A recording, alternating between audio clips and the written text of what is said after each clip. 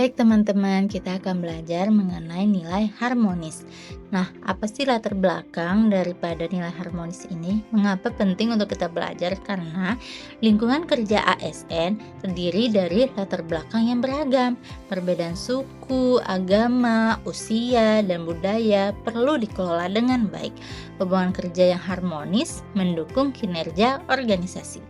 Nah, urgensinya adalah kita harus menciptakan suasana kerja yang nyaman dan saling menghargai, mencegah konflik di lingkungan kerja, mendukung kolaborasi dan pelayanan publik yang optimal.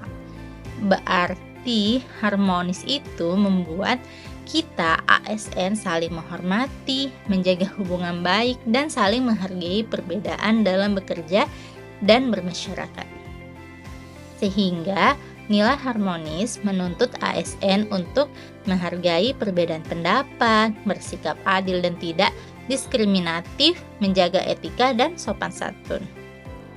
Dalam pelayanan publik, harmonis juga berarti melayani masyarakat tanpa membeda-bedakan, menghormati latar belakang masyarakat, menjaga komunikasi yang baik dan santun. Bagaimana sih hubungan harmonis dan kepercayaan publik? Nah, hubungan kerja yang baik meningkatkan, kemudian kerja tim juga lebih solid dan masyarakat merasa dihargai dan nyaman. Nah, contohnya bagaimana sih? Nah, yang pertama kita bisa bersikap sopan santun. Lalu ketika ada teman berpendapat, kita menghargai pendapat mereka.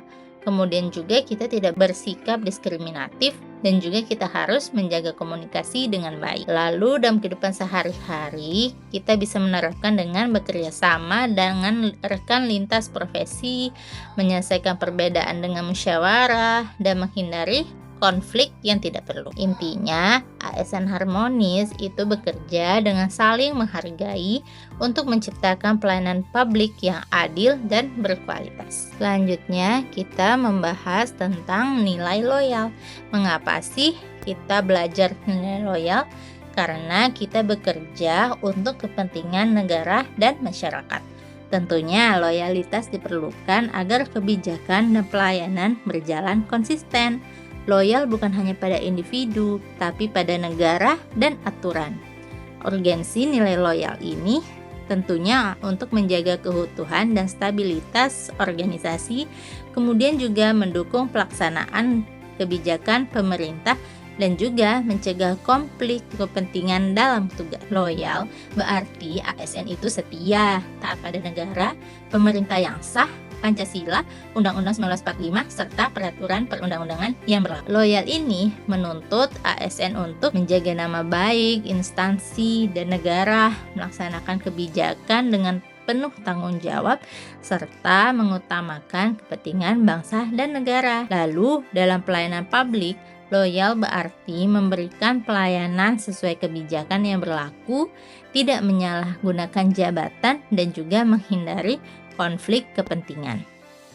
Selanjutnya, loyal dan integritas itu seperti apa ya?